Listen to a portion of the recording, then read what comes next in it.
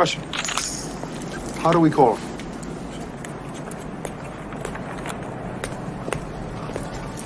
He gave us a signal.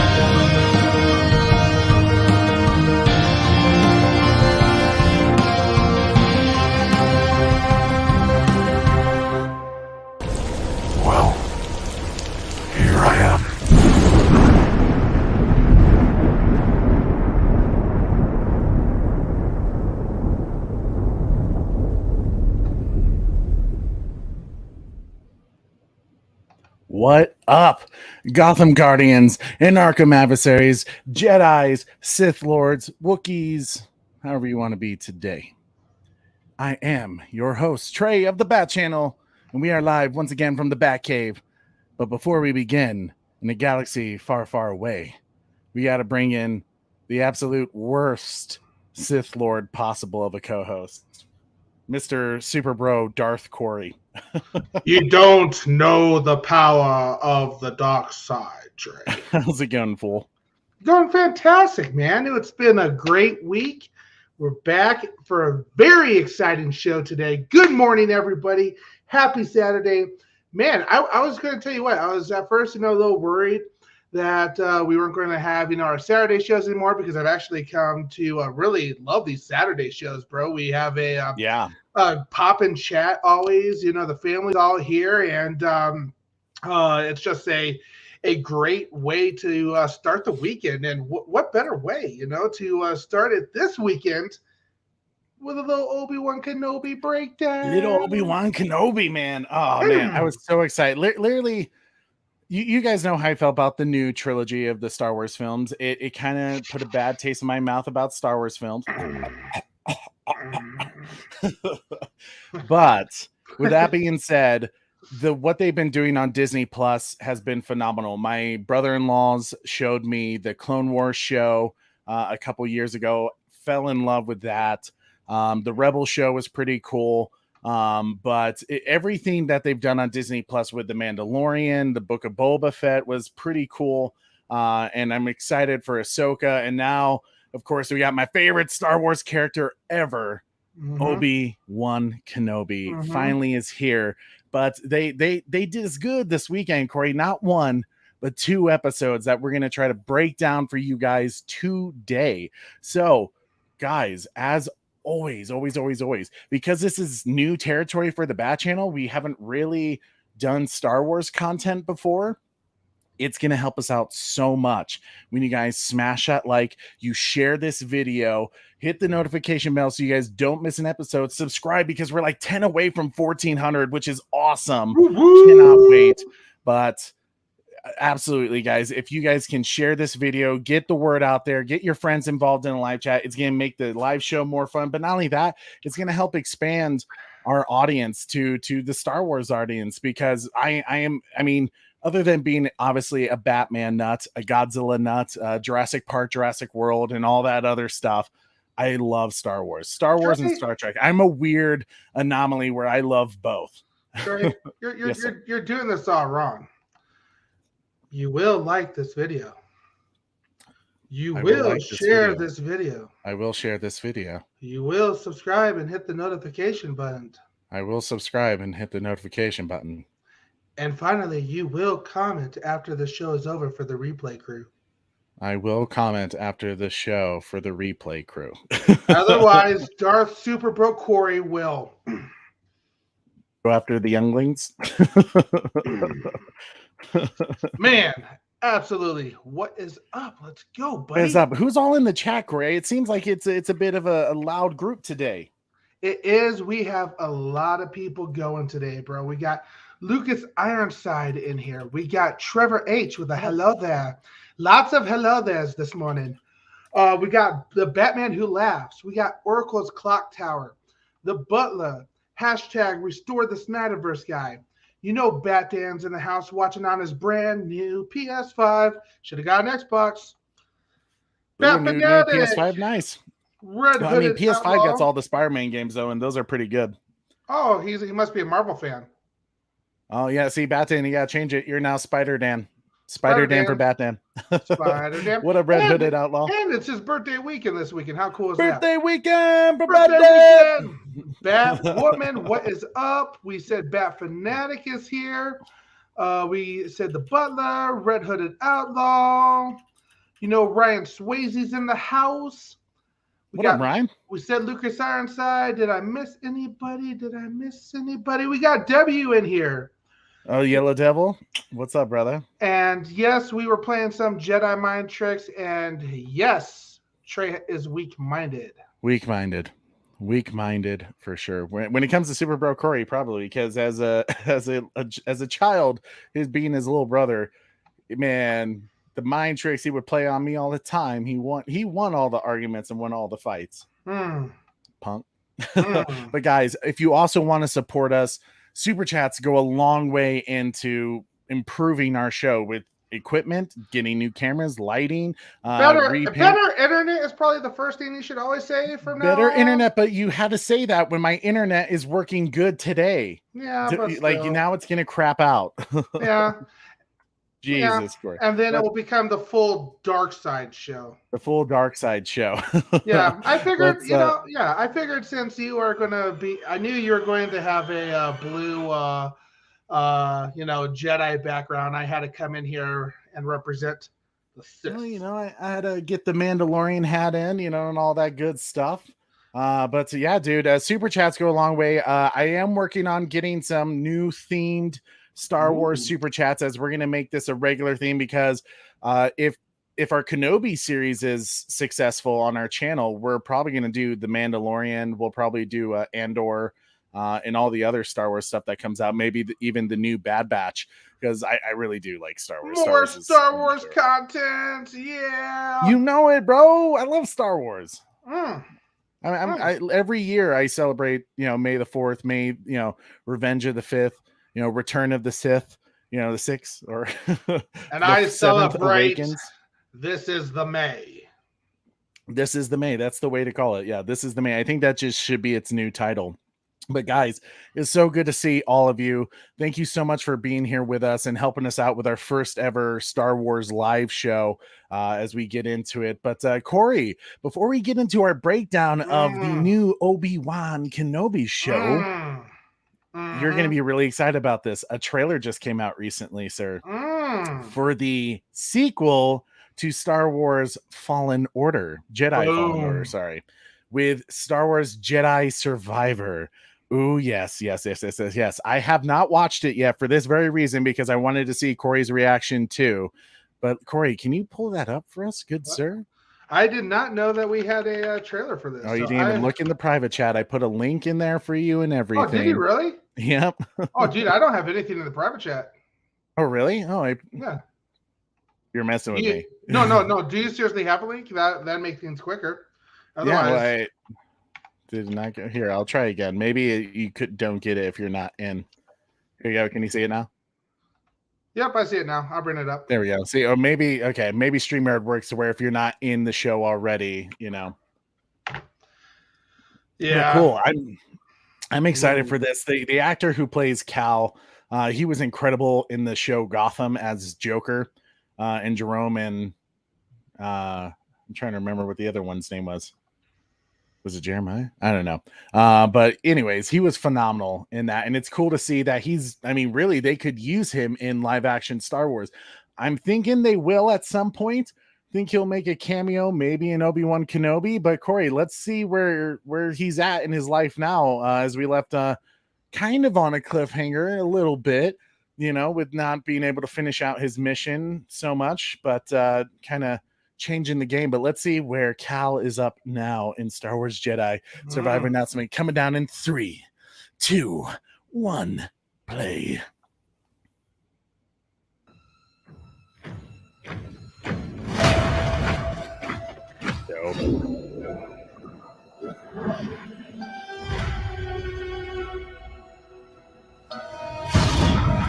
Tell me, Cal Kestis, why lead when they won't follow?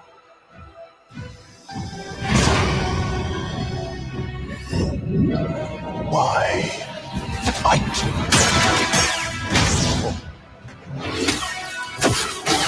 when you can't win? What is your next move, Jedi?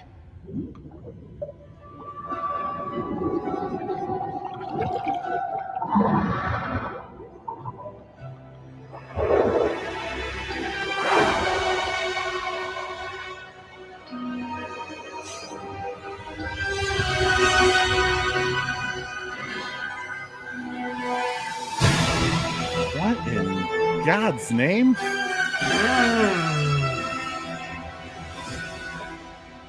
Wow. I was not expecting that.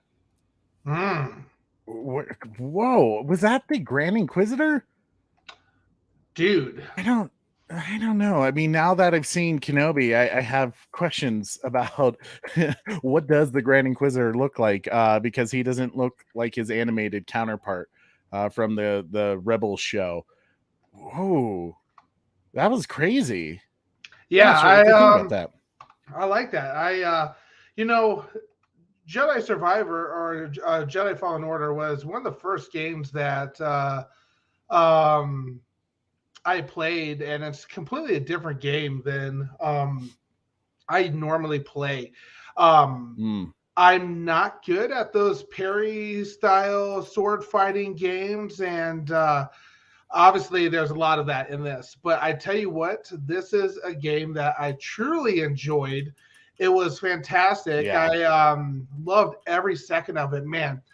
I tell you what, like the thing, like I've always been kind of a fan of one of my favorite Star Wars movies is, I know it's not everybody's favorite, Episode 3 for sure. I think for the prequel trilogy, everyone loves the third one the best. At least that's what I hear. Yeah. So for me, I have always been kind of fascinated with Order 66 and kind of the uprising of a new empire, So it was cool to see it come from a child's view with the Fallen Order.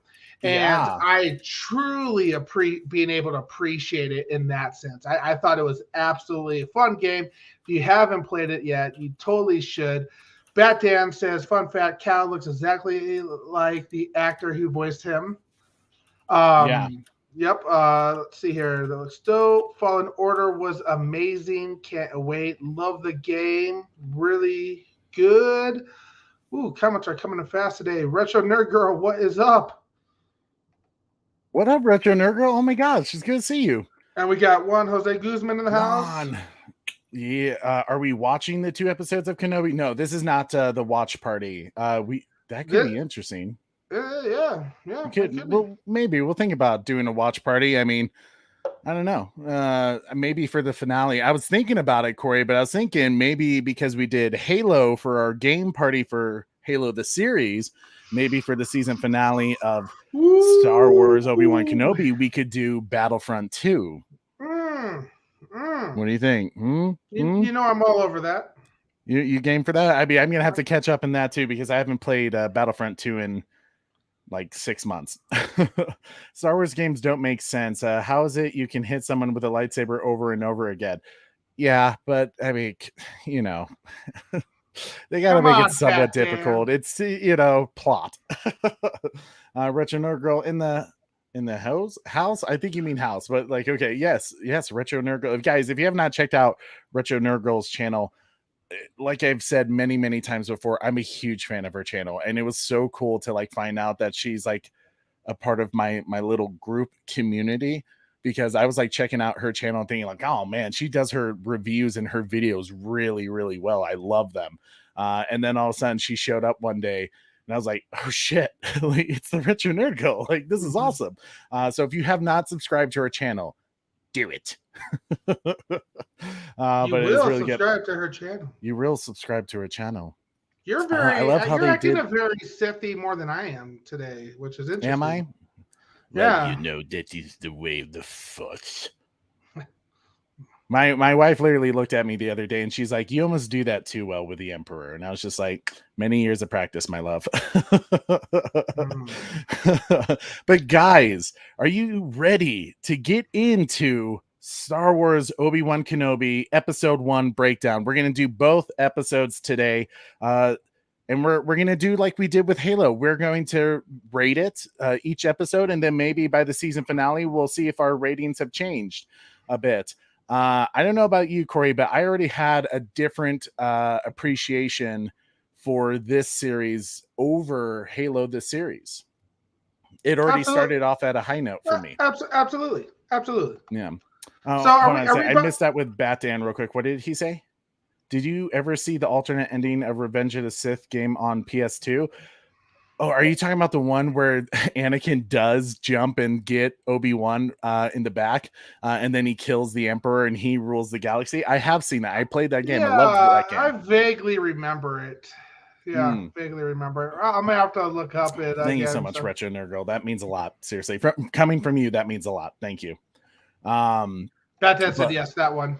Okay, yeah, it's very cool. Yeah, I mean, obviously, that's, you know, being the alternate ending. It would have been cool to see like an alternate game made from that to see how Anakin would have ruled the galaxy in a way.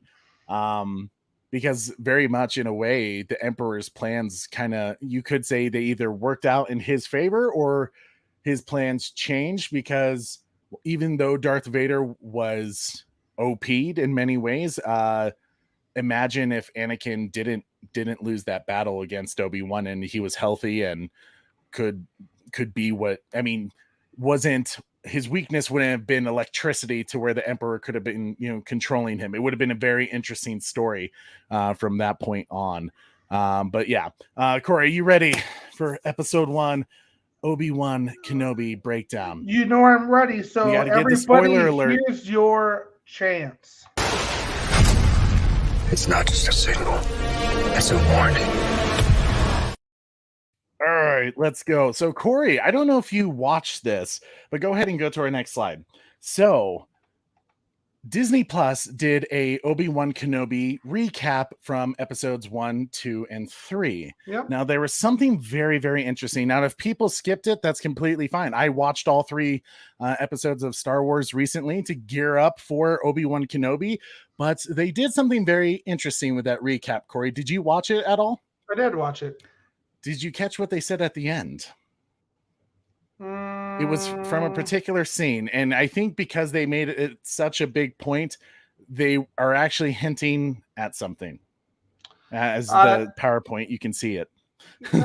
Yeah. Oh, yes. Yeah, so Yoda I says, can't remember the exact line, but yes. Yeah. So it's Yoda says to Obi-Wan after he says, I'm going to watch over the boy Luke and take him to Tatooine to his uncle. You know, Yoda says, I have training for you, you know, like I've been able to speak to your master. And it's actually from a deleted scene from Star Wars Episode 3 where Qui-Gon Jinn was actually force talking to Yoda. And if Corey, if you saw Clone Wars, you would know that eventually Yoda does go through certain trials where he can speak to force Qui-Gon Jinn. So that's just like a little Easter egg that eventually we're getting to this. But I think the fact that they made this the final point of the recap is that at some point Liam Neeson will return in this show, I think, or at least we'll hear his voice.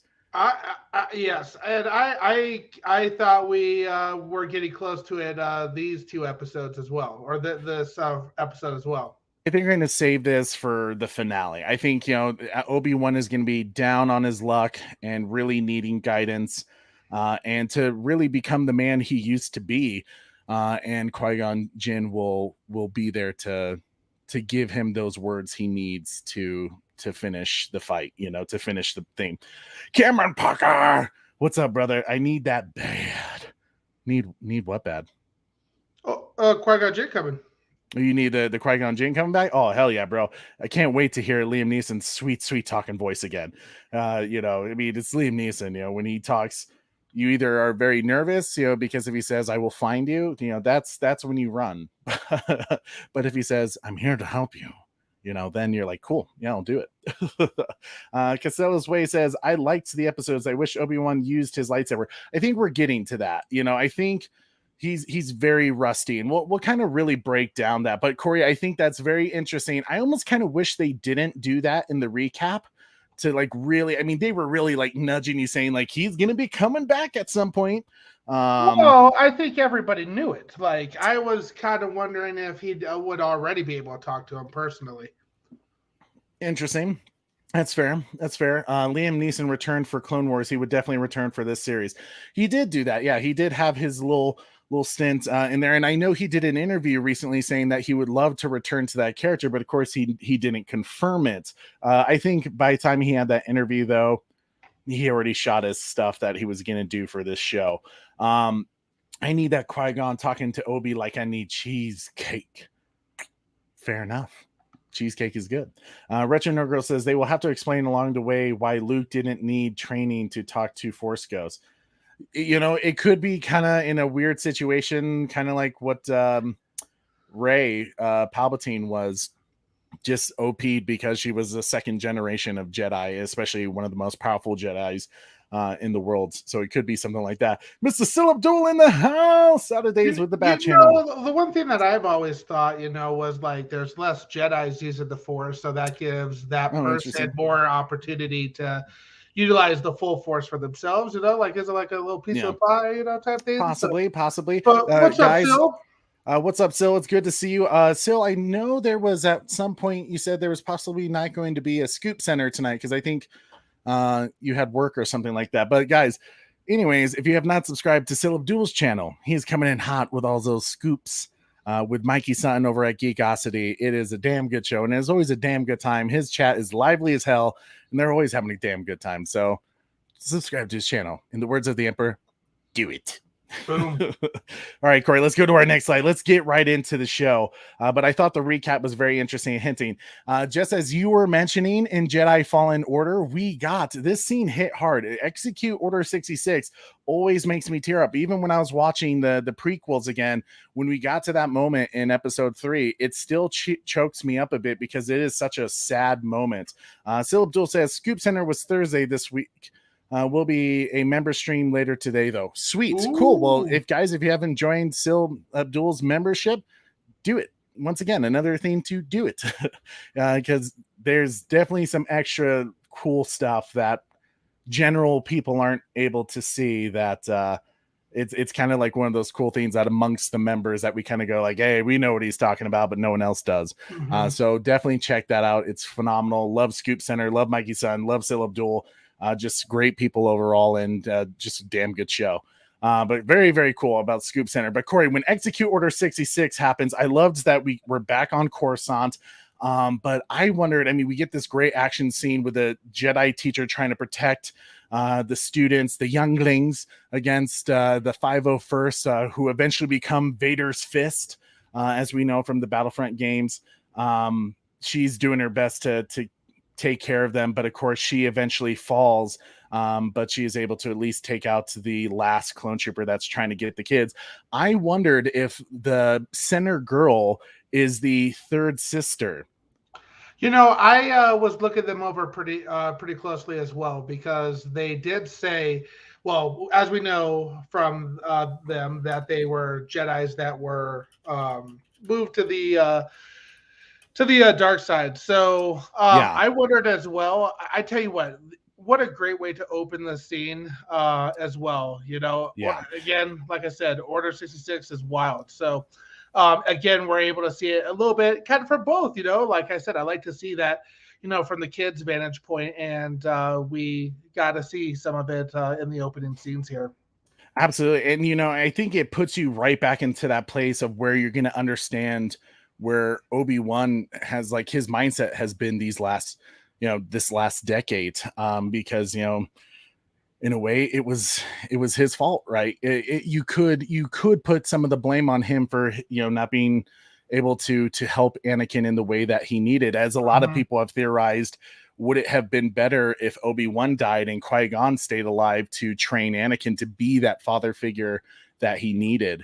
So I always love that theory behind that. But I think it's interesting and a possible lead up to this conflict that we'll see with the third sister of the Inquisitors, Reva, who is definitely a very interesting character. Corey, can you go to the next slide? Which, speaking of the Inquisitors are very badass Jedi hunters. You kind of played against them in the Jedi Fallen Order game. I put the picture below, Corey, so that you could see what they looked like from the Clone Wars show and what they look in the live action show. So me personally, this is one of my biggest gripes with the Disney Plus series of Star Wars, anything Star Wars, what they did to Cad Bane. For some reason, they just haven't really found actors, or they haven't really tried to make them look more like their animated counterparts, which is understandable. But being that it is Star Wars, and we have seen characters that can look very alien-like and different, it was kind of weird to see, the Inquisitor, who didn't quite have that long face and said more of a round face. So it kind of puts me off at first, because I think the animated one looks a little more sinister than the live action one, but you know what? I'll still accept it. I think it looks cool. What do you think of the designs, Corey, now that you're seeing animated to live action? Animated is always going to look a little bit more fiercer, a little bit more, out of this world type thing. I think they did a fairly good representation of him now that I kind of see both sides. Again, I didn't watch the Clone Wars. Something that I've been wanting to do, but haven't put the time in it, because that's one of the things that I'm trying to figure out too, is I want to chronologically watch every single episode as it goes, like one big giant Godfather epic type thing. So yeah, I would say they did a pretty good job looking at this. Okay. I can see how you would want him to look maybe a little bit more sinister, a little bit more narrow of a face. I did have a little bit of a hard time just not staring at his ears the entire time. Like, what's going on there? But I think it's not bad, man. Okay. Well, as it starts out with the Inquisitors, they've arrived on Tatooine, looks somewhere near Mos Eisley, to this cantina area. And of course, they're hunting Jedis, which they're very, very good at that.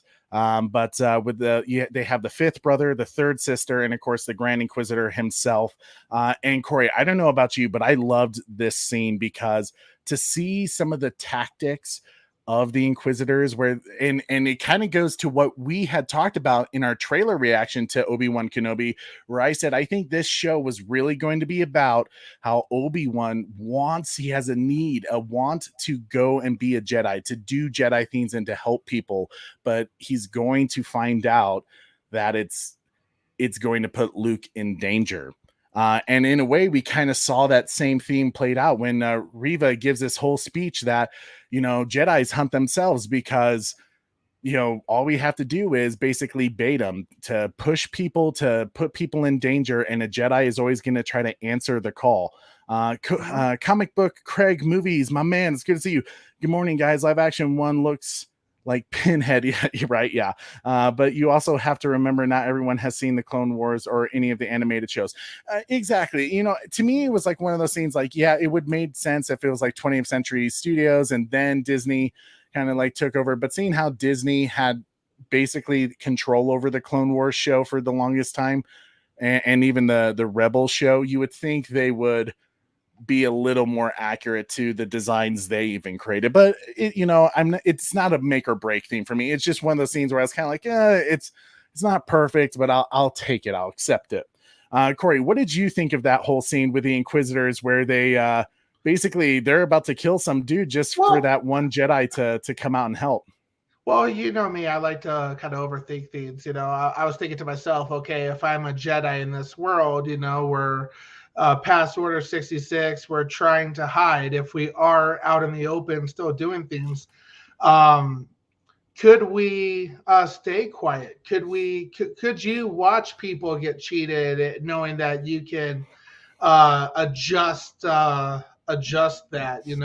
quite easily, but in fears of that your life will be eventually be taken because they will find you. Obviously, there's no way you're gonna take on 3 at once, or 2 at once, sometimes. So it's yeah. But I loved the scene. It was a great scene.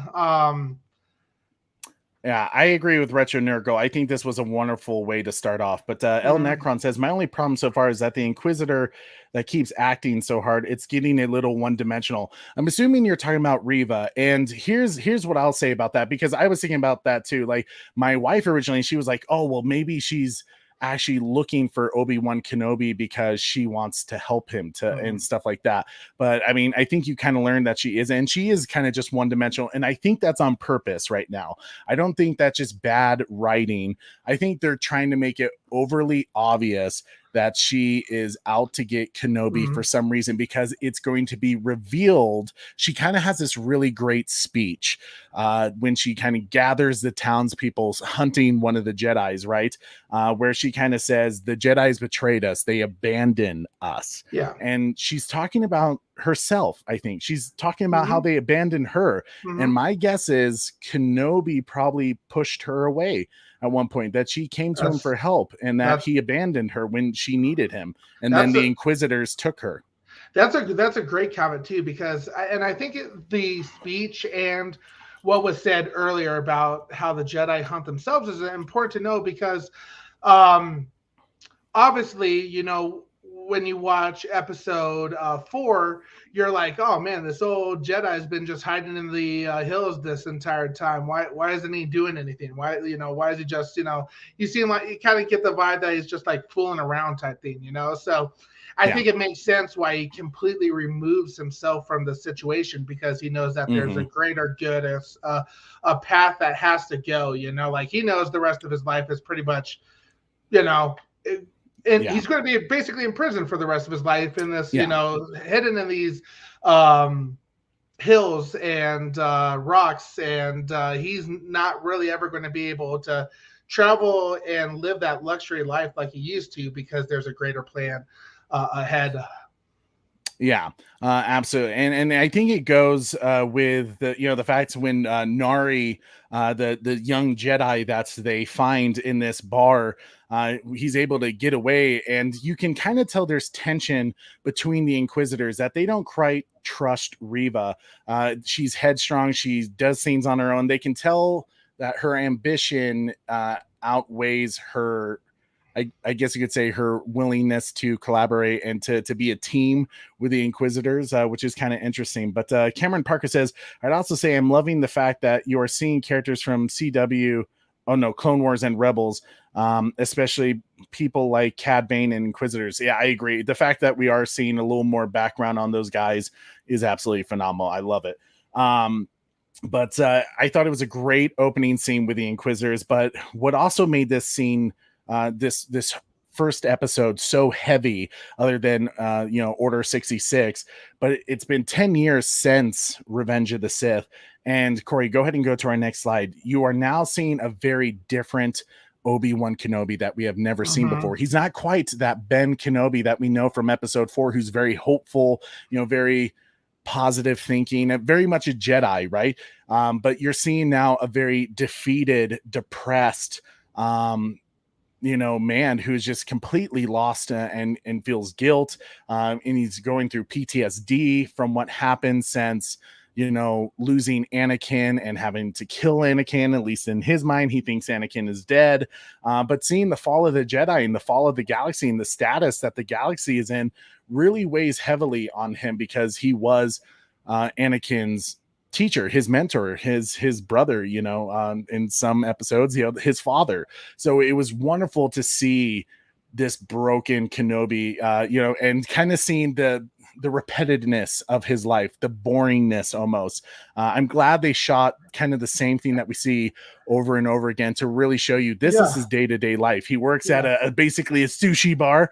He's getting some sushi, and with that giant stingray looking thing that looked cool, but he's taking pieces. He's seeing injustices around the world, and you can see there's a hesitancy in him where he's like, he wants to do something. He wants to do the Jedi thing, but he has to keep his head down. He can't use the Force because the Inquisitors will find him, and when he learns really about the dangers that there are other Jedis there, he always is checking on Luke Skywalker, watching over him, kind of being that guardian angel.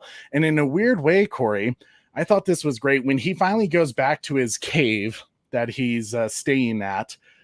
He meets this Jawa who he's trading stuff with, and it's a great interaction. But I love when he buys that toy for Luke. What do you take by that? Because in Jedi world, Jedis can't have possession, and yet here Obi-Wan is giving him something to play with, something that he will own.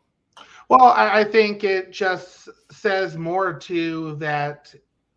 I hate calling it a defeated Kenobi because we all love Kenobi so much, but it's true. We saw how horrible his life is. And how well he's just, kind of going with the flow of everything like that. As far as buying the possessions, I think it's just more of the fact that he knows that the world's changed. It's not the same anymore. The rules aren't the same anymore, So his only goal is to keep him safe and keep young Skywalker safe. And I think that while he is asking if he's showing signs of anything, I think he's also trying to, in a very safe manner, help propel the route or the path that young Skywalker must take, That's very interesting. And he does kind of reference that, right? Like he says, like he needs to know that the galaxy is much bigger than your farm, but I personally loved in a way, yes, Obi-Wan is defeated. He is depressed. He does feel the guilt. He is dealing with PTSD. He is having nightmares about what happened with Anakin and how he failed as a mentor and as a friend of Anakin.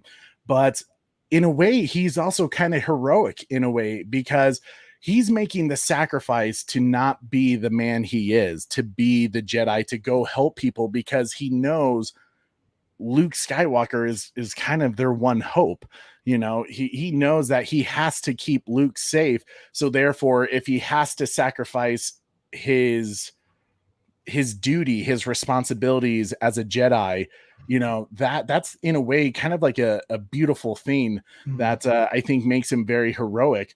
But it also has changed him. He is trying to suppress that need and responsibility, but it's still there. You can tell it's very much still there. And I love the way Ewan McGregor plays it. In such a wonderful way. But Corey, let's go ahead and go to our. I do have to say it was so great seeing Ewan back on the big screen or on my TV again. Like in new content in the Star Wars universe. Yeah, I was almost hoping that the first time you see him, he would say hello there. But I kind of realized, I kind of realized that maybe that wasn't the best option. But of course, when Obi-Wan, he is approached by this other Jedi that is on Tatooine as well, who knows of Obi-Wan Kenobi. Because in a way, it's kind of funny. Watching the Clone Wars and Revenge of the Sith, you don't really get the sense that Obi-Wan is a legend, but he was one of the grand generals of the clone armies. and was a great war general for them, and he took down General Grievous. So yeah, he would be famous. So it was great to see this young Jedi find him and be like, Obi-Wan, like we have to be who we are. We have to save the galaxy. This is, you can't be in hiding. And to have Obi-Wan once again be like, no, like put your head down in the sand, throw away your lightsaber, just the Jedi are gone, let it die. And in a way, it was kind of interesting because it mirrored what we saw with Luke Skywalker in the newer trilogy with Last Jedi, which I didn't like that about Luke Skywalker because I don't think it really paid off. But in this case, we understand where Obi-Wan's coming from, like we've seen it. We've seen what happened to Obi-Wan in this great arc, rather than there's missing years from Luke Skywalker to really see that loss of him. But we know deep down that Obi-Wan hasn't really given up. It's just he has a duty to Luke Skywalker to protecting him. But Mask of Shy, bro, it's so good to see you. Guys, if you have not checked out Mask of Shy's YouTube channel and also his incredible artwork, he's the one that created our characters logo for that we put up on our live shows a lot of the times. I think you can even see in our thumbnail for this Obi-Wan Kenobi one. He's brilliant. Check it out. You need to. But Mask of Shy says, while indeed Luke is a new hope for them, it looks more like the last hope in their world. Yeah, very, very true. Very, very true. But I loved that obviously Obi-Wan delivered the gift of the ship to Luke at night. But he sees, of course, he's going about his day again, cutting down the sushi. And we're just seeing the repetitiveness, right? The boringness of his life, the depressing life that he has now. But Obi-Wan, as he's feeding his guy, his little creature dude, I'm totally spacing its name right now, that we've seen so many times. I think it's like EB, something like that. But we see Owen, Luke's uncle, arrive and throw the toy, and that's where, Corey, you and I were discussing, Owen is really kind of having this like, dude, you're not helping him. And in a way, Corey, it kind of reminded me of like a sequence that happened in another franchise like Harry Potter, where Dumbledore and Snape are kind of having that conversation, and Snape says to him, like, you're raising him for slaughter, the boy must die when the time comes. And it was kind of like that with Owen, where he's just like, you're not raising him because you care about him. You want to be a part of his life so that he can eventually fight the Sith for you, and he doesn't want Luke to have that burden on him. Corey, one thing that I thought was very interesting about the scene was Owen didn't really get to know Anakin all that well. And here, all of a sudden, at the end of episode 3, he was given Anakin's son that he now has to take care of. Where do you think he has that certain like responsibility over Luke? I mean, it is family in a way, but in a way, it's not even a blood family. Where do you think he gets that sense of responsibility and that protective nature for Luke? Well, easily he got him when Luke was still a baby, so obviously to him, Luke is his own child. So I think that's where a lot of that comes from. I think he's a farmer, so there's that culturing personality traits that farmers have, that they want to see things grow and be successful as well. So that's where I see it. But I think there's also some things of he certainly knows what's happened to Anakin and everybody. He knows the stories. He knows what happened to Padme and everything like that. So I think he's taking it on himself to make sure that this kid has a bright and successful future in his eyes, which I guess assuming will take over the farm. Yeah, and it was great to see Joel Edgerton as Owen again. But I personally loved, of course, worst timing ever. The Inquisitors show up and are gathering up all the townspeople to question them about the location of a Jedi. And of course, Reva is very much going about it her own way. And I know some people were a little bit irritated with the fact that here she has this ability to read minds and, kind of to see their minds through the, memories and their thoughts and things like that. And why couldn't she just read into Owen's mind? But in this case, I don't think she felt like she needed to do that. This wasn't about, she didn't think Owen was lying to her when she said, I haven't seen a Jedi. I don't have a Jedi hand on my farm. She was just interrogating people to create fear. And her tactics have worked well already so far by forcing people in danger to see if a Jedi will react. And, so that's all she needed to do. So when people have that criticism for her character, I don't see it. So Batan actually brought up an interesting question. He said, did Reva know Owen was Anakin's brother? Well, I mean, that's a great question, because we will talk about that in episode 2, because she causes a major issue in episode 2 that we'll talk about when we get there. Mask of Sai says, I think they told Owen about Anakin's strategy, so he probably feels he should provide protection for Luke, considering how much his family has lost. That's a wonderful point. I think absolutely Obi-Wan would tell him about Anakin and how this boy is going to be important to the world. But it also kind of seems interesting, like, for, as Corey said, farmer mentality. I mean, I don't think he's this kind of farmer, but like most farmers know that they harvest things. So you help things grow, you make it live, and then you kill it for food, or resources and stuff like that. So it is kind of interesting, but I loved this whole interaction that Owen doesn't, I love basically when, the whole interaction happens with Reva and Owen stands his ground and he doesn't say a word about Kenobi or his son, Luke. And the fact that Obi-Wan is able to go up to him and say, thank you, I thought you were protecting me. And Owen's like, no, dude, like, this is all about Luke. I thought that just makes a nice complexity to their relationship to each other. But clearly, once again, Reva is just not setting well with the Inquisitors, the fifth brother, as he pulls rank on her and says, basically, like, you're blinded by this Kenobi thing. You're blinded by your arrogance with him and your ambition to find him. And I think that's wonderful, because once again, we're seeing, like, while it is one dimensional, clearly there's something we haven't seen yet.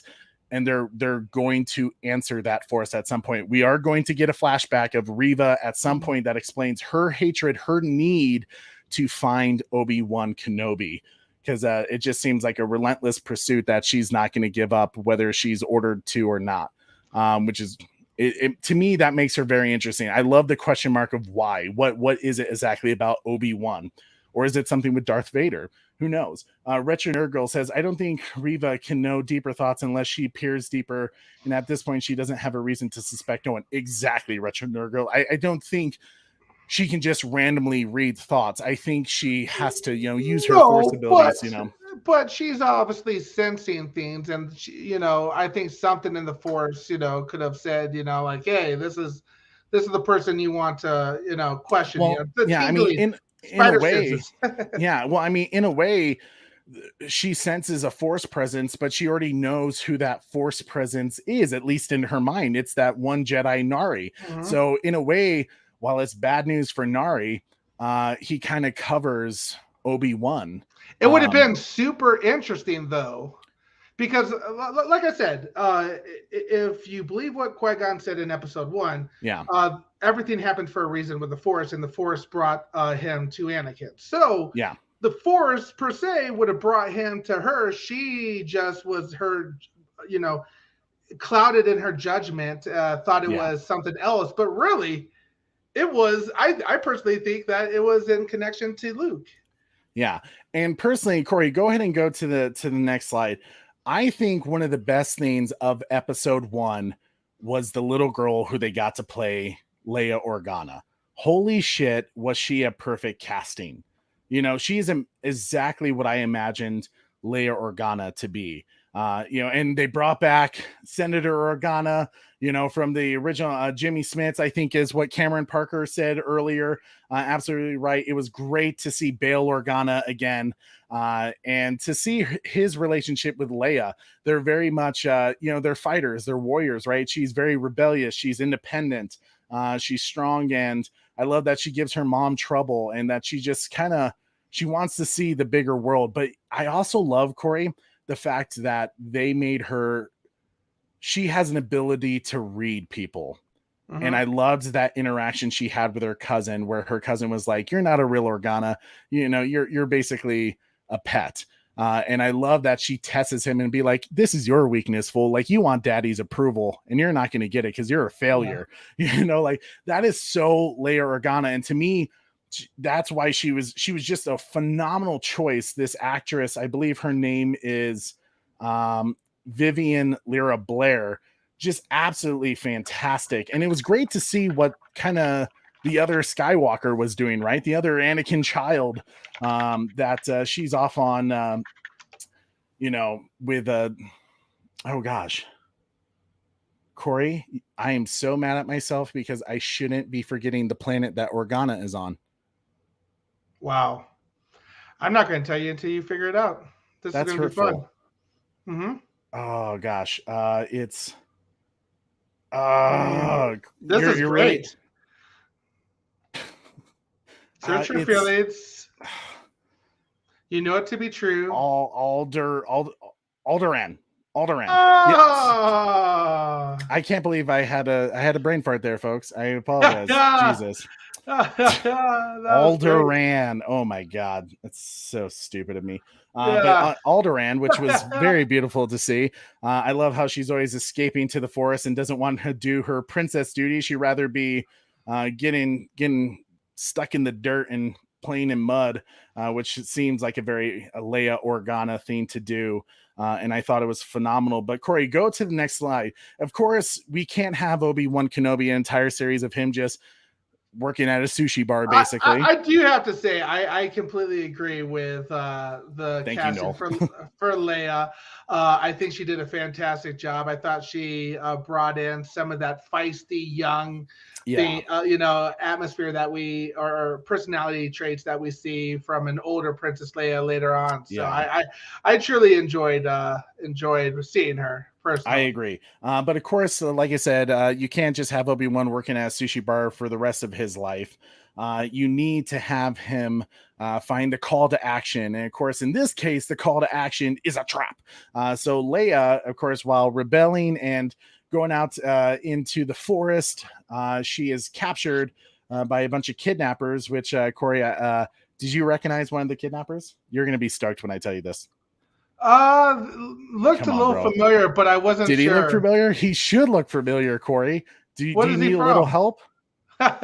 He's part of one of your favorite franchises ever.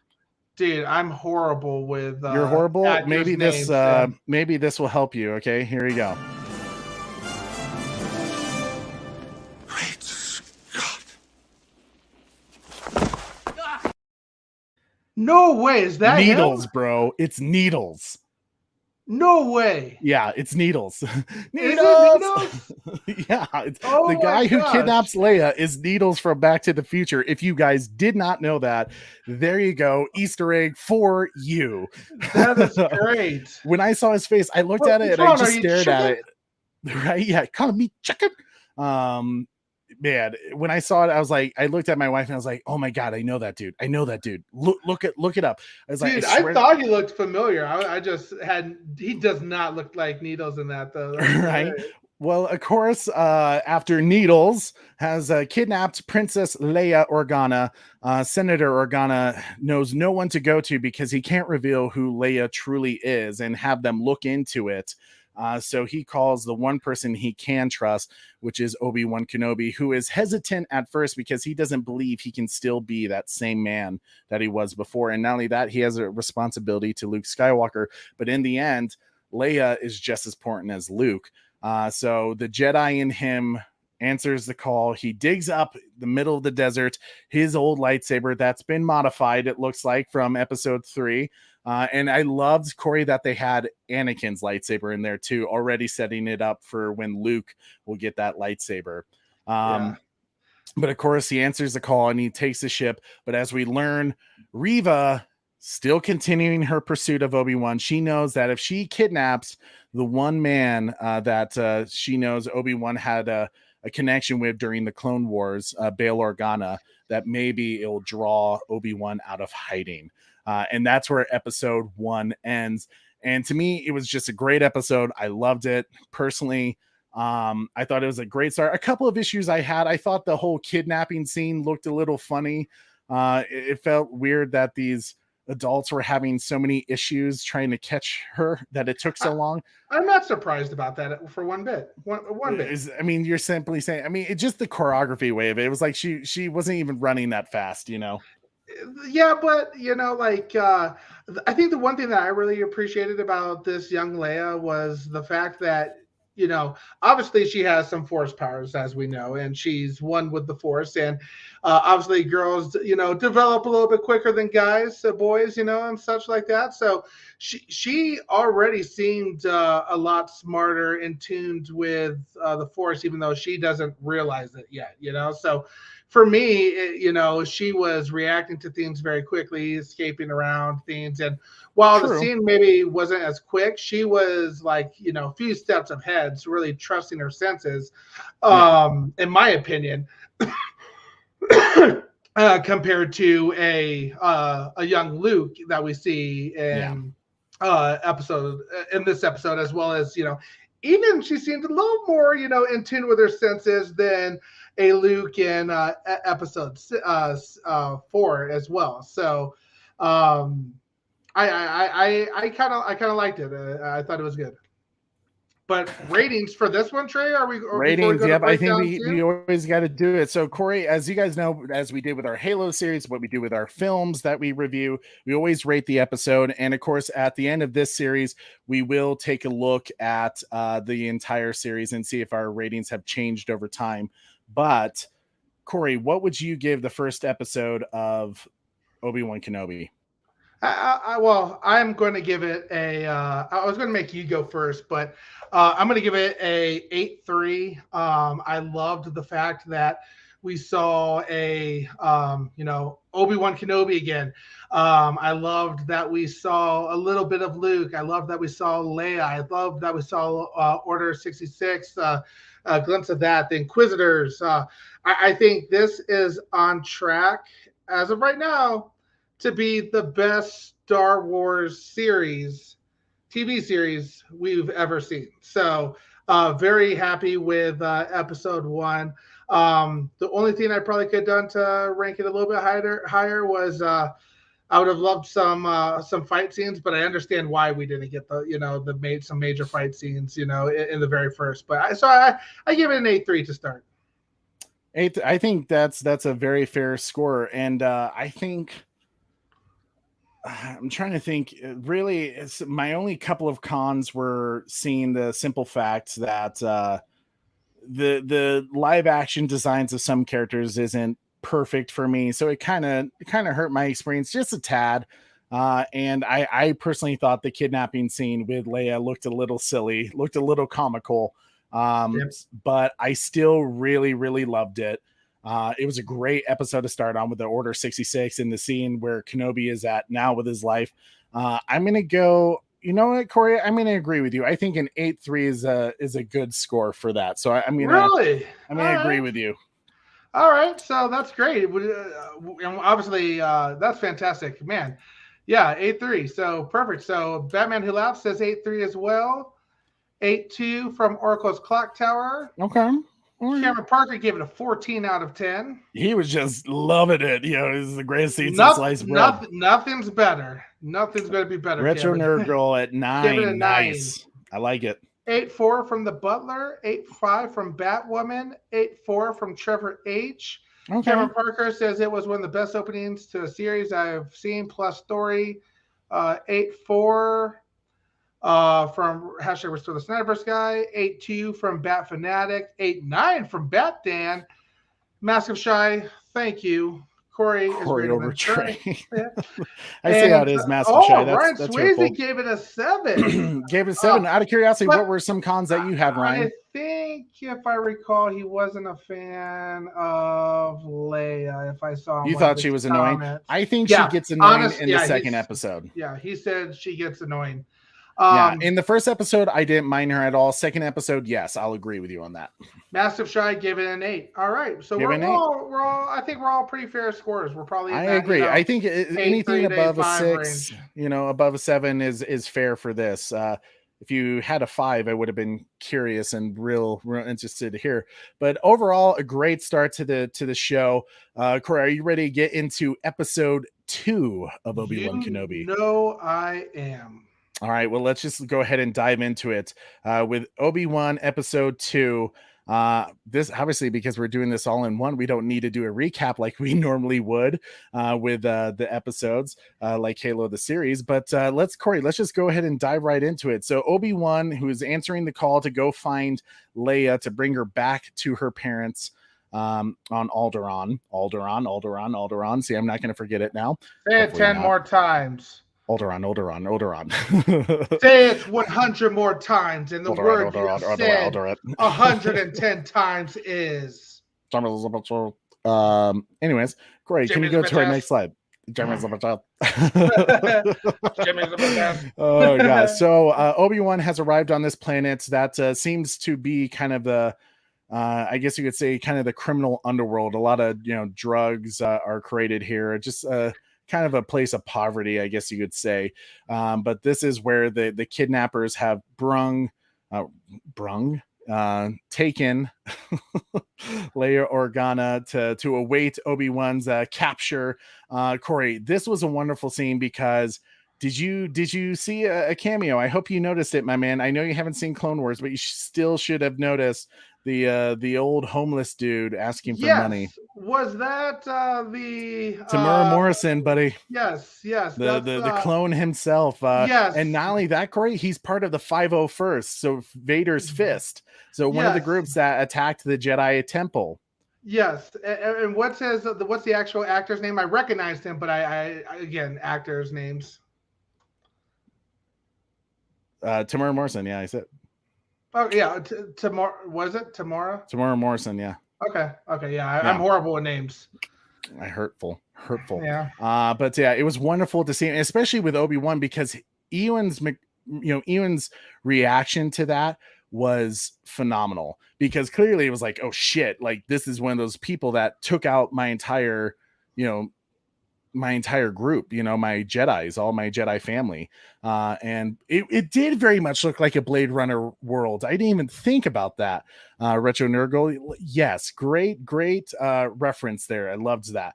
But it was great to see his reaction to kind of be like, oh shit, like here you are. But also being so Obi-Wan Kenobi to, in a way, kind of feel bad for him, because he sees like this is what this guy's life has been led up to. And I love that he gives him credits to help him out.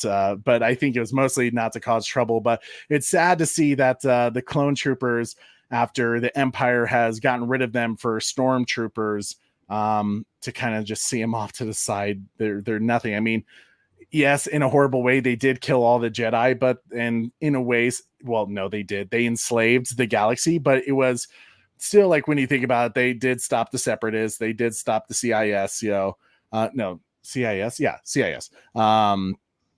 So it was kind of interesting to see, like, this is where some of the clone troopers are. If you watch the Bad Batch, or if you've seen any of the Rebel show, about Commander Rex and stuff like that. So it's kind of cool to see where some of those clone troopers have ended up after the aftermath of Revenge of the Sith.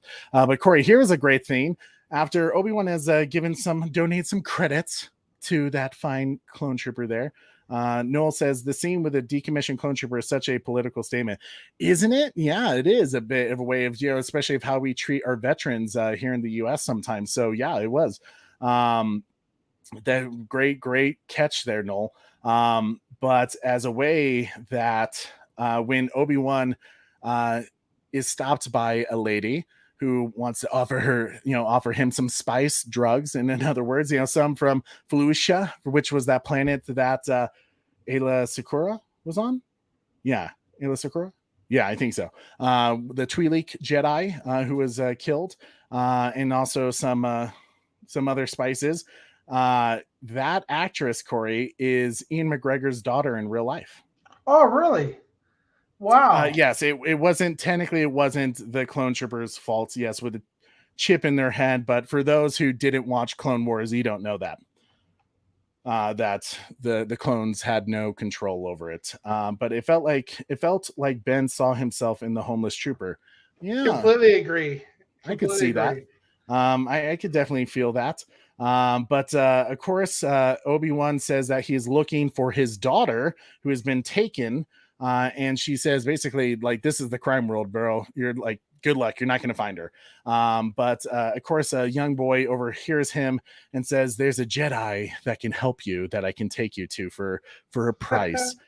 Which this was kind of an interesting scene, Corey. I could totally see what people would do, after, like in real life, if, the Jedis were, gone and someone would take over. But I thought it was interesting. The actor Kamal, I don't know, who was also in the Eternals. He plays this imposter Jedi. Oh, am I blocking out again?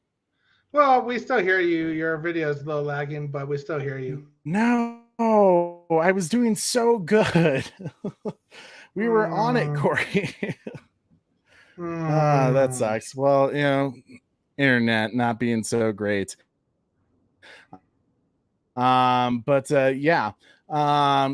So he's taken to imposter Jedi who's, lying about having Force abilities and helping people get off the planet, but of course for a price, which a Jedi would not do. But Obi-Wan calls him out on it and says, hey, I need your resources, you fake Jedi, and I need you to help me find my daughter who has been kidnapped, which leads him, Corey, if you could go to the next slide, to this basically this drug factory, this spice trade, which kind of reminded me. Hear me? What's that, Troy? Yeah, you're lagging. If you want to back out and come back in, that works for me. We can make this the Super Bro Corey channel real quick. So going back to the fake Jedi, I'm curious, did the chat know right away that he was a fake Jedi? How quickly did he realize? Was it when Obi-Wan said, "Ayo," that magnets and tricks like that? I would have to say I would totally be one of those Jedi, fake Jedis in the world, and I probably would. I loved the things that he was doing. With the magnets and everything like that, and the push buttons and the garage openers and stuff like that. It's a genius idea. I find myself, I would have been like, all right, I don't know if you do this, Trey, but every time I walk in an elevator, I always do this as the door opens, and then I do that. Or like when you walk through a King Supers and the door is open for you, the slides. I do it every time. My wife still thinks it's probably one of those things. She's like, I married a child. I did. I married a man child. Like, yes, you did. Okay, if I can be a Jedi, I would be a Jedi. Right. Maybe not during the after the events of Revenge of the Sith, but yeah. But Craig, go ahead and go to our next slide. I don't know what the last thing people heard me say was.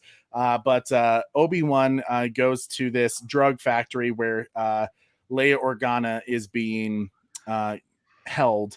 And it reminded me, I don't know if you ever seen this show, Corey, Breaking Bad with Bryan Cranston.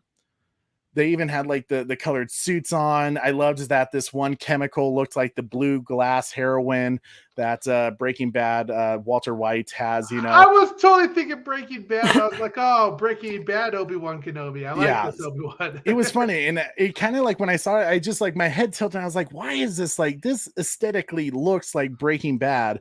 And then I just looked at my wife and she said the same thing. I was like, perfect. So, okay. So it's not just me. So clearly someone was trying to bring that in this, but, of course, Obi-Wan is able to get, into another room where, they're keeping Leia, and he is approached by some of the kidnappers who know he's not supposed to be there. And you can tell he's a little bit rusty, Corey. He's a little bit out of his game. It's been 10 years since he's probably been in a real battle. And you can tell he's kind of figuring out, but it's like riding a bike. It's still there. The skills are still there.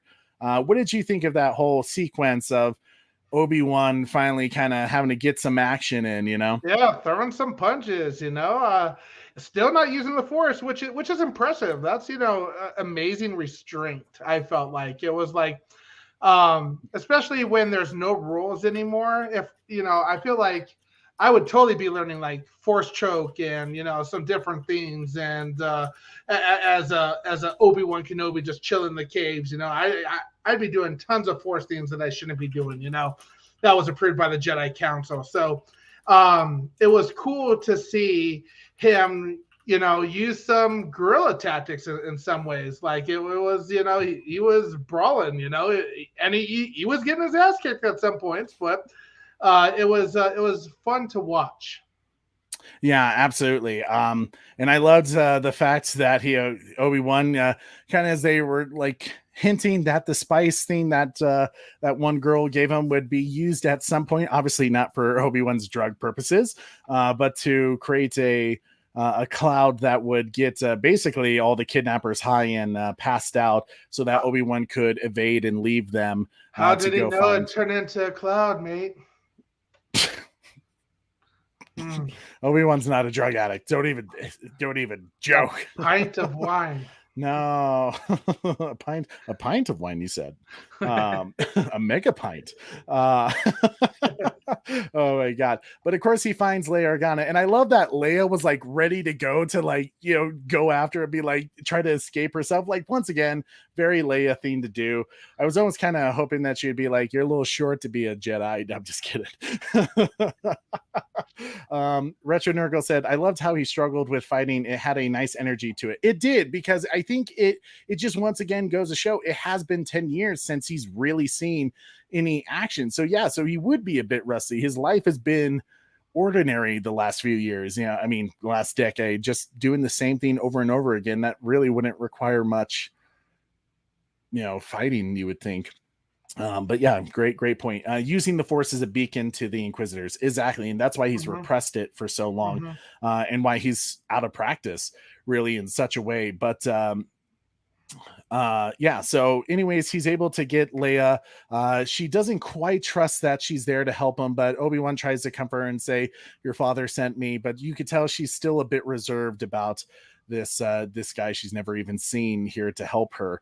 Mask of Sai says, I think Ahsoka got to know about the clone chips. I think Ahsoka is the only Jedi that really knows about the clone chips. I'm trying to think if Obi-Wan was ever told by Ahsoka, or if he was something ever was mentioned to him about it. Probably not. I don't think so. Yeah, Ahsoka might be the only one who knows about the chips, which would explain some of the other Jedi's reactions to clone troopers. But Corey, go ahead and go to our next slide. So obviously Reva was alerted to Obi-Wan taking the bait, making his way to the planet by the kidnappers, and that they at least at one point had him surrounded. So she is obviously in game mode now, trying to capture him. But of course, she has gone above her orders, gone rogue, and the Grand Inquisitor is not happy about that. He wants to bench her on the sidelines. He knows her ambition, for whatever reason, to finding Obi-Wan for Vader. There's something going on there that is clouding her judgment. So he's like, no, I'm going to bring him in. You're just going to sit off to the side and you're going to wait until I deal with you later, which was wonderful. So obviously it's getting spicy. The city's getting hot. And of course, Reeve not liking the Inquisitor's orders. She's going to do her own thing. So she sets out a bounty to everyone on the planet that she is looking for Obi-Wan Kenobi, which this is a wonderful scene, because you see the bounty hunters, they're all like, okay, like here's this big bounty, let's go get it. But then you see other people who are like, oh my God, it's Obi-Wan Kenobi. The Jedi Master is here on our planet. And like that one imposter Jedi realizes, like, wow, like this is Obi-Wan Kenobi. He needs help. His mood kind of changes. He's not we kind of started the episode, he's like kind of the comical jerk, who's using people, using their vulnerabilities to make a profit off of them. But he kind of gets redemption in the end, which was cool. But this was another scene that kind of irritated me. of course, once Leia sees that there's a bounty on Obi-Wan, she thinks it's his fault for the reason why she was captured. One, very perceptive, and she's a super smart little girl. But two, how the hell did it take Obi-Wan so long to capture Leia? Once I see, this is where I was saying it was comical again. Like Obi-Wan was just like, no, please don't go. And it took him forever to capture her, which was kind of silly. It kind of was like a bit of an irritating action sequence. I don't know if I necessarily agree with that completely. We all said that he can't use the Force because he doesn't want to alert people even more, and he's trying to stay covert as well. So, yeah, but I mean, she's also a 10-year-old little girl. I mean, there was literally one scene, Corey, where all he had to do was reach his hand out, grab her by the hood, and like set her aside. Which she would have screamed, and brought more attention to the situation. I mean, he was already shooting his blaster though too at some points, So well, I mean, then it gets a little different for sure. He was yelling at her at that point, but yeah, in the walking in the alleyways and stuff like that, it didn't bother me that much. Okay, that's fair. But as Corey was saying, like, he's kind of restrained himself from using the Force, and they get to this rooftop area where he's being gunned down by some of the bounty hunters, and they're needing to take cover. Corey, I don't know if you noticed, but one of the bounty hunters who you see in that bottom center picture there, that was one of the same bounty hunters, I believe, at least by design. I don't know if it was the same exact one. It was one of the same bounty hunters in Empire Strikes Back, one of the first times you see Boba Fett, when Darth Vader gathers everyone up. I thought looked a little familiar for sure. Interesting. Yeah. At least the helmet, not necessarily. Interesting. Kind of interesting though, right? But here's like another part that kind of irritated me. With not in terms of, I liked the scene where Leia, she's falling, and Obi-Wan is like, he's like trying to help her out, but it's coming to that point where he needs to use the Force to save her life, but he's having trouble because he's repressed it for so long. He's out of practice. Obviously he's able to save her, but this whole sequence kind of happens for like 2 minutes, and Reva is like jumping the buildings, and she wasn't that far away, but it took her forever to get over to even near where Obi-Wan was. And it kind of just seems like that time sequence didn't make sense, that, Obi-Wan was able to save her, run down the stairs of that building, and then help her out, talk to the one dude, and then leave, to go find the ship that was in that one place. And then Reva still jumping the buildings, and then she gets there. It was like, kind of like, that took way too long for that to make any sense time-wise. Did you get that feeling at all, or was that just me? I could see how you say it. I think it looked a little bit further away on the camera than you're giving it credit to. But in some ways, you know, how far can they, Jedi jump and push through the Force? She was really she's just doing the Office hardcore, Corey. Hardcore. Yeah, she was doing some hardcore parkour. No, I didn't read too deep into that either, to be honest with you. Okay, that's fair. I mean, for me, it kind of put me, it took me out of, the suspense of disbelief. But it didn't bother me enough to completely ruin my enjoyment of the show. But as we talked about earlier, that one imposter Jedi, he kind of uses this opportunity, as he was the one that directed Obi-Wan, that says like, hey, if you want to get off this planet, here's this other place you need to go because you're being surrounded by all these stormtroopers. Well, he also does kind of the last final sacrifice where he tries to get the attention of Reva by sacrificing himself to saying like, yeah, I'm the Jedi you're looking for. Here I am. Of course she can read his mind and tell that he's a fake, but it does lead her, because she uses her Force abilities to find where Obi-Wan has gone with Leia. So she is able to catch up to him. And this was a wonderful scene because, Corey, when Obi-Wan and Leia enter that place that's going to have the transport for them. They have a wonderful discussion between each other, and Obi-Wan says, like, you remind me of someone. And I think he's referring to Padme. I've heard a few people mention some other names that, unless if you watch Clone Wars, you wouldn't know who he's talking about. But I got the sense that, of course, her being Padme's daughter, he would think of Padme first. I would agree with that for sure. Obviously, we know how Padme was in the first 3 episodes for those who watched that, and then obviously you know a little bit more in the animated series that you've seen. I would absolutely say it was Padme. She had that very spunky, feisty, mentality of her. And that's why, I gave her the young Leia a lot more credit than I gave Kwanha in Halo. I thought Kwanha is a lot older than her. She should be more mature than her. Leia was far more mature than Kwanha. Leia was still far more mature than Kwanha, but she did do some things like that but she had to protect herself. She's picking up all these different Force readings and feelings and things like that. So she knows that he's lying. What is Obi-Wan lying about? I could see the distrust there, because she hasn't honed in or fine-tuned her Jedi, feelings, that senses that she's kind of getting.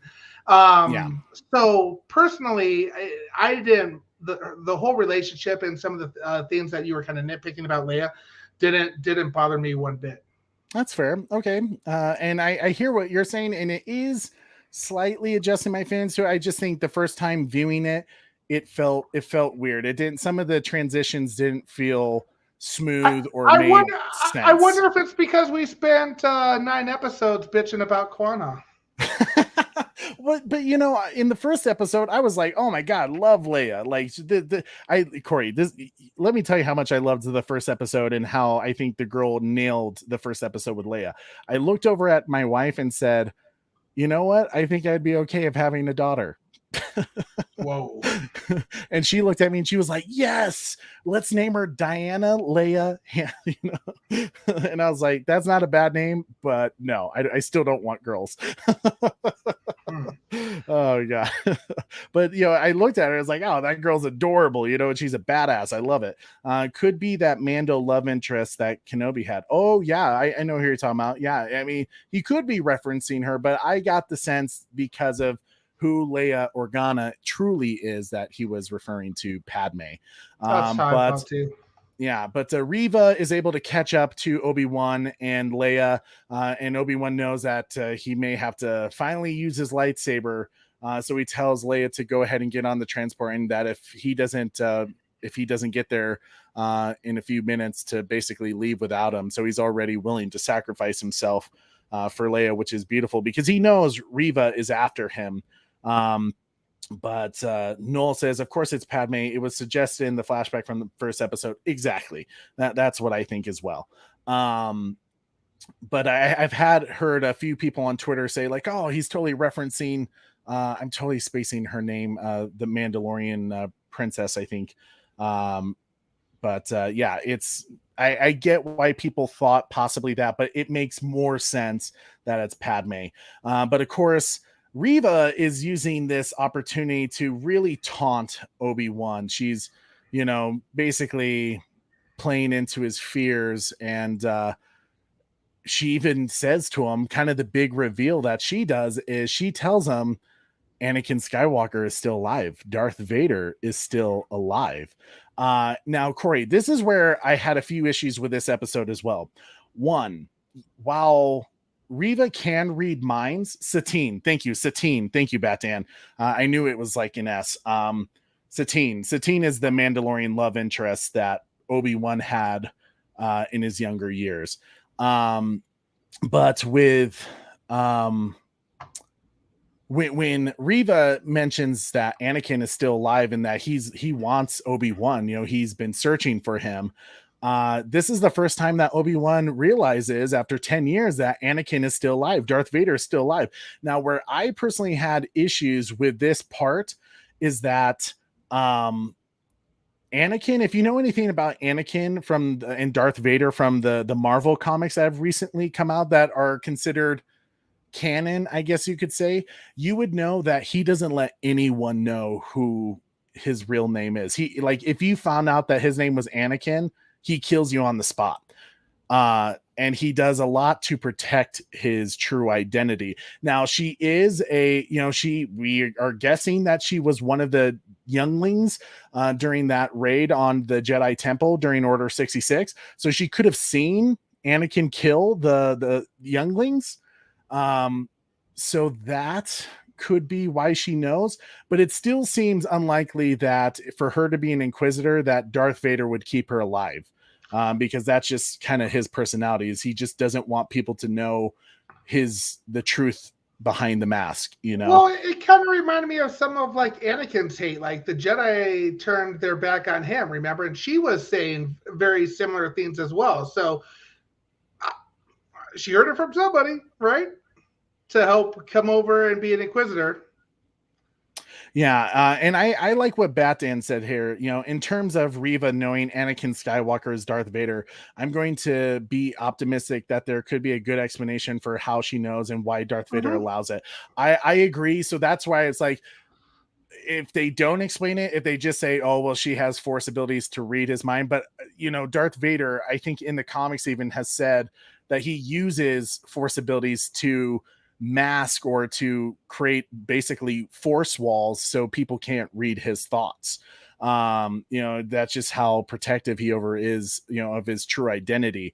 So hopefully they explain that well enough and that it's acceptable in terms of what's canon. But here was the other issue I had, but I think it's not going to play out the way they were kind of leading people to believe. When the Grand Inquisitor also catches up to Reva and Obi-Wan, Reva just basically says screw you to the Grand Inquisitor and stabs him with a lightsaber, basically insinuating that she kills him. Now, the reason why I have an issue with this is because if he is dead, that retcons Star Wars Rebels, where the Grand Inquisitor is a major role throughout that entire storyline. So hopefully that, I'm assuming, because I think his particular species, if I heard correctly, they have like 2 stomachs, so maybe he's still alive. When does Rebels happen, though? What's that? When does Rebels happen, though? It happens between 3 and 4, but after these events. So it happens pretty close to A New Hope. We do know that it happens after these events? Yes. Okay. I'm pretty sure it happens. Because mind you, 10 years have passed since. So yeah, 10 years have passed, but I think Ezra, who is one of the Jedis in Rebels, I want to say, is just about Luke's age. It's pretty close. I think he's slightly older. Retro Nurgle says, it just makes me think she is going to die soon. Darth Vader is a savage. Agreed. Like, you know, Darth Vader just doesn't allow certain things. And I mean, well, look what he did to the ninth. Was it the ninth sister or the second sister? Second sister in in Fallen Order. Yeah. I think you take down the ninth sister. Yeah. And I think, like I said, I think the Grand Inquisitor, I think he's still alive. I don't think he's dead. I think it was just kind of, I think now, if anything, Reva is on her own. She has gone rogue. She is not quite part of the team. So everything she does, she doesn't have to worry about running through the other the other Inquisitors. I think she's going to be doing her own thing. So yeah, Retro Nurgle says, I think he is still alive too. Yeah, I agree that. Also, the Grand Inquisitor dies in Rebels and we see adult Leia in Rebels. Exactly. So that's where I say it would retcon, you know, what happens to the Grand Inquisitor. So we'll see how they play that, or like how, I mean, maybe he just goes in the back to tank for a little bit and he's all good. We'll see. Her ambition is going to do her in. Exactly. And it does need to be explained on that. But of course, after learning, Obi-Wan learning that Anakin is still alive, I love this shot of them going in on Obi-Wan's face, and you can see the terror, the fear, the sadness, basically all these emotions running through Ian McGregor's mind as he just thinks about Anakin and Darth Vader. And I love how he just says at the end, like, Anakin. And then boom, Corey, go to the next slide. We get our first look as Hayden Christensen as Darth Vader himself in the back to tank. Holy shit. This is cool. This is so freaking cool. I literally, when I saw this, I was like starting to jump out of my seat, like, damn. Yeah. Super cool. Corey, I know you're a huge Darth Vader fan. What did you think seeing Hayden Christensen finally back? Well, I told you we were going to see it on, what was it, Tuesday or Wednesday this week? I was like, we're going to see Darth Vader this week. Now, when they do these 1 and 2 episodes back to back, I just consider all one episode. One episode. So I had a feeling we were going to see him. Super glad we saw him.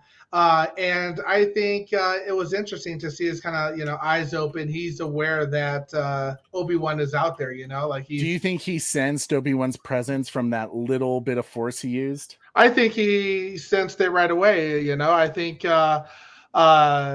and even more so, I think he knew there was some type of force that was being used. And then once when Obi-Wan said Anakin, it was almost like they were kind of, connected, like connected. Rey and yeah, absolutely. So it makes you wonder, It does, and I could see that being the case. Maybe they are connected, and it could be another reason why he has shut himself off from the Force is because he knows he's connected in a way to Anakin.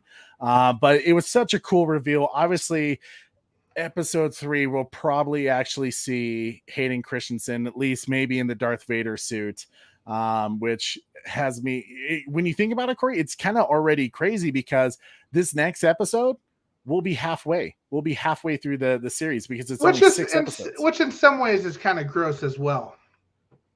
Oh yeah, you think so? They should have made this a whole lot longer, 10 episodes at least. You want? I mean, hey man, I heard Obi-Wan. He is just Obi-Wan. Ian McGregor doesn't exist. It's Obi-Wan Kenobi. Yeah. Obi-Wan did an interview that basically said he would love to do another season. I hope they can do that because you know what. I would personally say, as Disney Plus, if Ian McGregor says he wants to be Obi-Wan again or do something with Obi-Wan, just sign the check and be like, go. You will let him do it. You will let him do it. Yeah, because we all want to see more Obi-Wan Kenobi. Absolutely. I would love to see maybe him meet up with Ahsoka again. I think that would be cool. I would love to possibly see Corey, this is a bit of a spoiler alert. Do you care? No. Okay. Darth Maul will, has shown up in Clone Wars and has fought Obi-Wan Kenobi again. Yeah. Oh, you did know about that? Okay. I would love to see maybe that scene actually go down live action and maybe a bit of a cooler fight scene. That'd be cool. Than we got in Clone Wars. Yeah, dude, I'm excited. Episode 2 was another solid episode. Corey, for the ratings, what are you looking at? So I actually rated this. First, I do want to mention, Bethany said, I am interested to see why Hayden was needed since Darth Vader is in a suit the whole time. Well, I think it was important to have him be there. There's some things that they could do with him. I personally love Hayden Christensen. So, oh, well, I mean, I don't think he is going to be in the suit the entire time because if you remember in I think in Star Wars Rebels, one of that great scene that just kind of blew Star Wars to a whole new portion with creating the multiverse. But there are moments when Ahsoka and Vader fight that his mask is blown up halfway and you see Anakin under there. So, and not only that, I think it's one of those details where to know that Hayden Christensen is back underneath that suit, I think that just is, for the fans, that's fan service right there, that it is Hayden Christensen. And you know what? I really hope people embrace Hayden Christensen this time. Me too. I know people called him really whiny in episode 2 and 3, and I understand what people say about that. Clone Wars did fix a lot of those issues that people had, but like he did exactly what was asked of him in those films, and he nailed it. And it seems like people are really embracing him this time around, and that makes me so happy because I would love him to do more. I would love him to be even more a part of the Star Wars universe than he was before. But yeah, I completely agree. It was definitely a great start. Episode 1, episode 2 was amazing. I gave episode 1 an 8.3. I'm giving this episode because I liked it a little bit more an 8.5. So wow. Yep, I gave it an 8.5. We got to see Darth Vader. We got to because for me it was really impactful that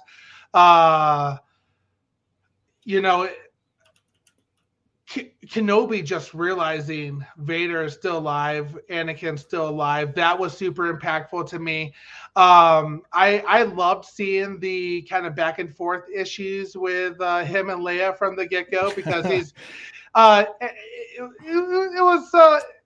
it reminded me very much of, in some ways, young Anakin, and everything like that, how they would kind of go back and forth. So, but now it's Leia who's on the side, who's developed a lot quicker than Luke, obviously. Yeah. I like that we got some fast scenes, some fight scenes. So for me, I'm rating a little bit higher. Okay, that's fair. Out of curiosity, Corey, do you feel like because Leia is now aware of Obi-Wan and that Obi-Wan has saved her now, do you think this creates an issue of episode 4 when she says, you worked with my father back in the Clone Wars? She doesn't mention anything about how you rescued me, when I was little. Please, Obi-Wan, you're my only hope. Do you think it retcons that a little bit or kind of creates an issue of continuity?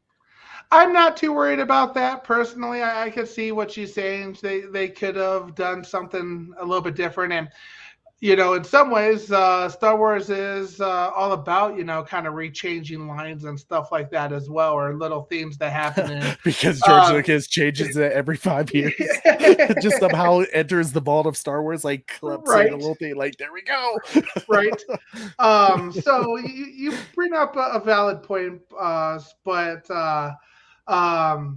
I think there's, she was, if I'm going to give old Leia some credit, she was in a crunch of time. She was trying to send off a message real quick. People interrupted her, as you saw her look away, and she quickly turned it off. She could have got into the whole story of you helped my father in the Clone Wars. Remember, you helped me. I'm the little girl, that you saved. And 15 minutes later, kind of going down the resume of everything that happened, she's, caught. You did this. You fought my real father, my real baby daddy. So I didn't have an issue with it personally, Okay, that's fair. Because if we could say that, we can also say that we have an issue with Darth Vader saying, so we meet again, and everybody would say that the last time that they met before this now is it was the big fight scene in episode 3 for sure. Interesting. Okay. I appreciate that. After thinking about Corey and after our discussion, I know when you texted me originally, you were like, what's your range? Like, where are you looking at some of these scores? And I told you episode 2, I did not like as much as episode 1. Because some of the action sequences were wonky because of like Obi-Wan not being able to capture a 10-year-old little girl, and he is a Jedi, and the time frame of like it didn't look like she was terribly far away, and she's doing all these crazy hardcore things with Reva, and the fact that like Obi-Wan literally spent like 3 or 5 minutes saving Leia and then making sure she was okay and then talking with the one dude, and then to still see Reva doing hardcore stuff. Jumping from building to building. I was kind of like, that was wonky. And possibly the retconning, if the Grand Inquisitor is dead, which I don't think so. But if I'm putting it in a bit of a score of uncertainty compared to the first episode. So I think I'm going to say 7-9 for me. It wasn't, I didn't love as much as episode 1, but I did like it. It was worth an 8, buddy. I know you don't. I know a score of uncertainty. I might be an 8-1. I don't know. You're going to give it an 8-1 when we rewatch it again. Probably. I probably will give it an 8-1 once I see it. It's just one of those things. Like if Grand Inquisitor is actually dead, then no, I'm going to be pissed. Well, it's one of those scenes where like I'm putting in a score of uncertainty because I need to see where the rest of the show goes. And So 7-9 is fair. I think this is good scores because Trey is obviously a person who has seen the animated series, and I'm a Star Wars fan that hasn't seen those animated series. So I can see how you could be a little bit lower. But Trevor H, he says an 8-1. Bat Fanatic an 8-2. Restore the Snyderverse guy gave it a 7-9. Bat Dan gave it an 8-4. Retro Nerd Girl gave it an 8. Ryan Swayze gave it an 8. Okay. Let's see, 7-9. So it sounds like everyone is in the low 8s area, kind of low mid 8 areas. Yep. Maybe Ben Jedi's her memory of him. Ooh, that's interesting, Retro Nerd Girl. That could be it. That could be. And then Bat-Dad said, no continuity issue will ever be as bad as Leia remembering her mom in Return of the Jedi. Yeah,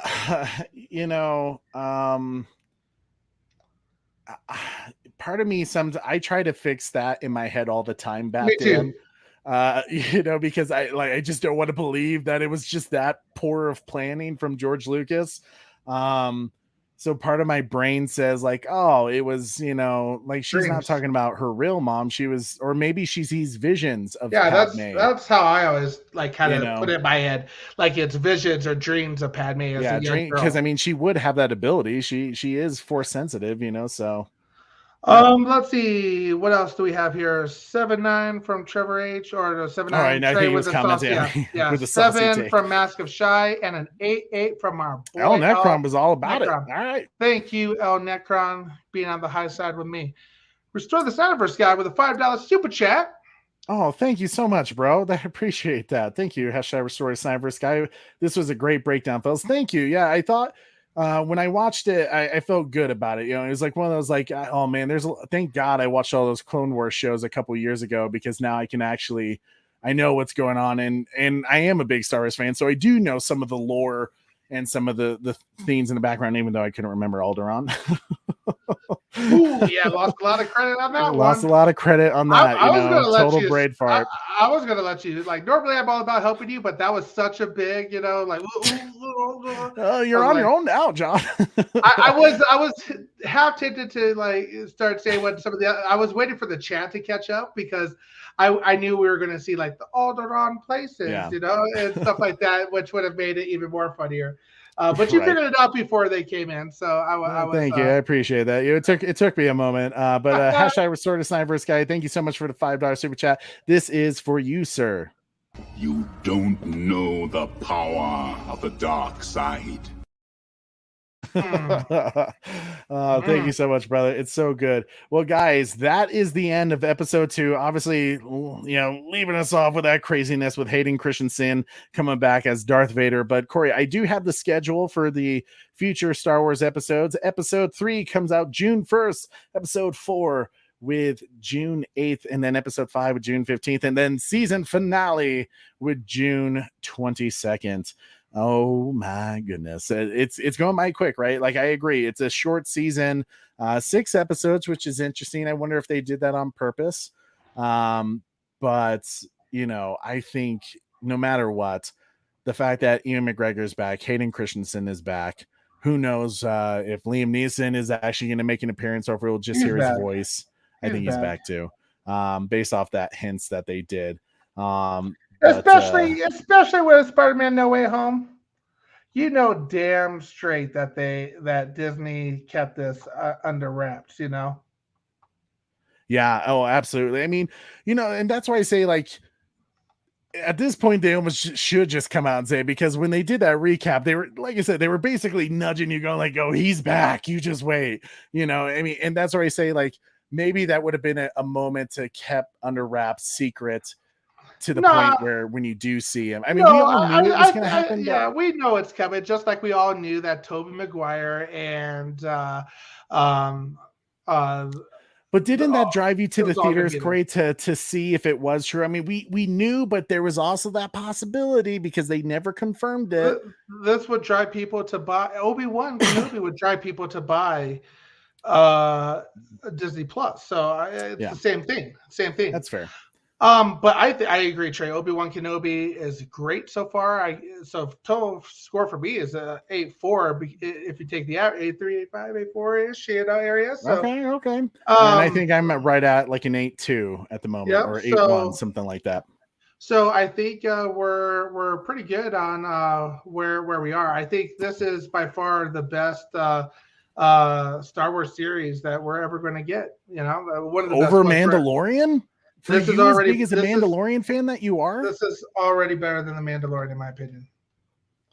And I love the Mandalorian. That's saying a lot, because Corey did not give a shit about Star Wars until Mandalorian. I mean, you liked the original trilogy and the prequel, but like, you didn't care about the second 7 happened, I was out, and 8 sucked, and 9 sucked. 7, 8, 9 all sucked for me. I lost my love for Star Wars, and I think that's why I immediately gave. I don't get me wrong, I love the Mandalorian, and I think that's one of the reasons why I gave it such a high review, because I've been witnessing shit for the past, however long 7, 8, 9 took to come out. So but right away, Obi-Wan Kenobi hit you on the feels. This is going to be a great episode, a great season, and I'm so super excited. Super excited. Cool. We're getting a lot of content. I know it's gonna be great. They hit Luke Skywalker cameo in Mandalorian. They did. I knew there was a lot of people speculating that it was going to be Luke. People were basically hoping for Luke or Ahsoka to show up, and we got both. So that was great. Noel says, "Oh, Darth Maul will be back too." No, are you trying to say Mikey gave you some leaker information here, or is this like your leaker information, or do you know for a fact? Are we getting Darth Maul? And is it the dude who played Darth Maul in the animated series? Because he was in what was that one, Jedi Force Unleashed? I'm totally spacing his name. No, we want the original guy back. I don't know. I mean, he might be too old now for No. He just released a few years ago of him like whipping around the lightsaber again, and he did just fine. Oh, really? You're already like, yeah, he can still move. Like, he's gonna be fine. Okay. Let me see if I can find it real quick while we wait on Noel's thing, but I'm gonna put you on this one. Let's see. Oh, you're gonna zoom up on me. But overall, I think there's some good things going on with this Obi-Wan Kenobi show. I'm personally excited to like continue doing these breakdown videos, and we hope you guys are gonna stick with us throughout the entire series. Because like I said, I love Star Wars. I think they announced Mandalorian is coming out, I want to say February 2023. So that's gonna be insane. Just a lot of great Star Wars content that they're starting to bring out on Disney Plus. We'll see what this Andor thing is. When Corey and I reacted to it, the other live show, I think I said it in our reaction there. I was like, this doesn't feel like a Star Wars thing. This feels really dark. And I was like, well, I'm intrigued by that. It's one of those, like, I gotta see what they do with it. Because this is kind of those like dark waters that you're like, okay, let's see if Star Wars can handle being this kind of rugged and dark and complex in a way, I guess you could say, rather than kind of the black and white that Star Wars is. I think I'm excited for it. Batman says Darth Maul's return would contradict Rebels. It would, unless if they're putting him in a different, like if he's doing some other stuff. Is this the video court? Ray Park? Yeah, and this was only a few years ago, like 3 or 4 years ago. So all right, well, let's check it out. Oh, this dude's already ripped too. He's staying in shape. Yeah, he's been waiting to get back. Oh, no. Watch him drop it. Just kidding. No, he still got it. Oh, damn. Now we got to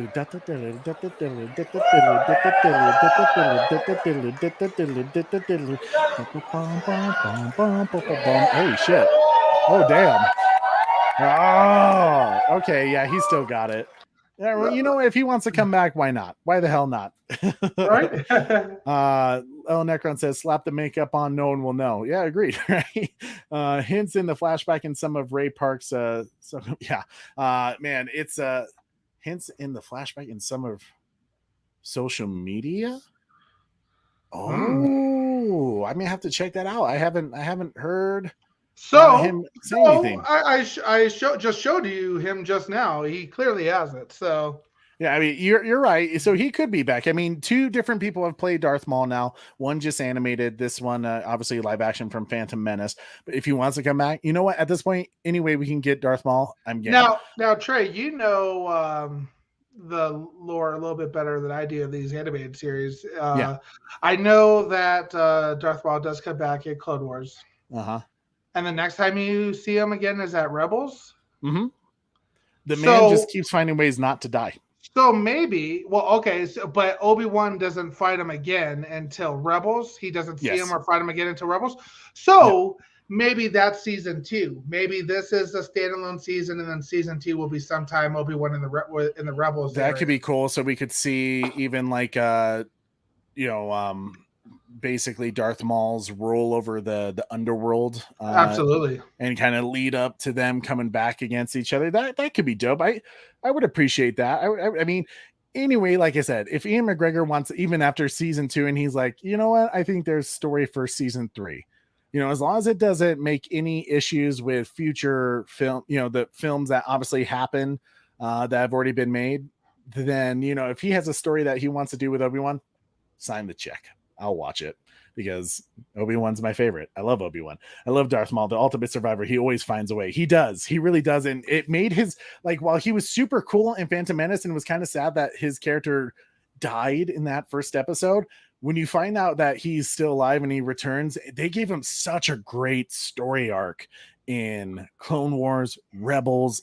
He just has become one of the coolest Star Wars villains and characters overall.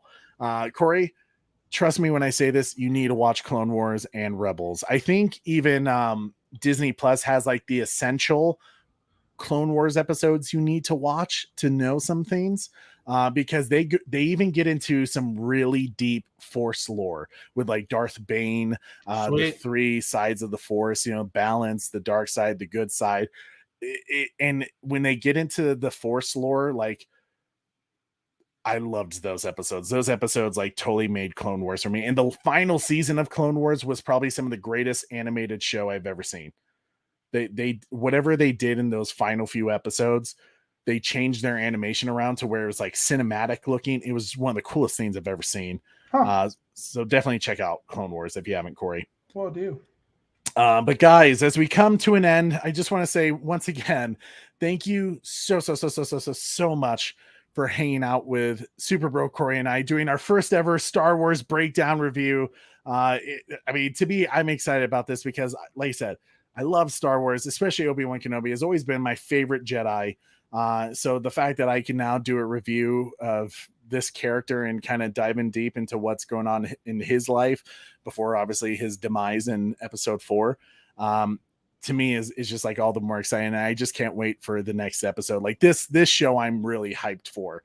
And I just can't wait. I'll have to talk to Wonder Wife to see if she still wants to do Stranger Things 4 with me, because I do love that show. But Corey and I will be doing a Top Gun Maverick review on Tuesday next week after we see the film tomorrow. But we're excited for that. I think that's just gonna be a damn good film. But guys, as always, it helps us out so much when you smash that you share this video, hit the subscribe button if you haven't already. We're so close to 1,400 subscribers, and hit that notification bell so you never miss an episode.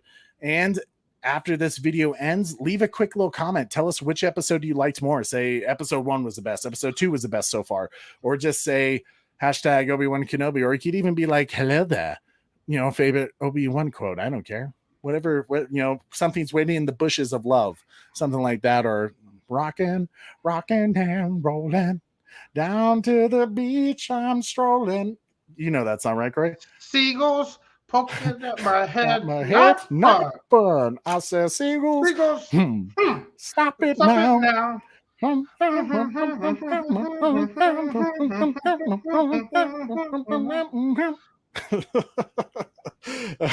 my God, guys, thank you so much. I am your host of the Bat Channel, Trey, with Super Bro Corey. And don't forget to tune in weekly. Same bat time. Same Bat Channel. I have a bad feeling about this. See you later, guys. Have a good one. Have a good one. Have a great weekend. Have a great weekend. Have Remember a great what's Memorial about. weekend, guys. We'll see you later. Remember what's about. Remember what's about. Amen.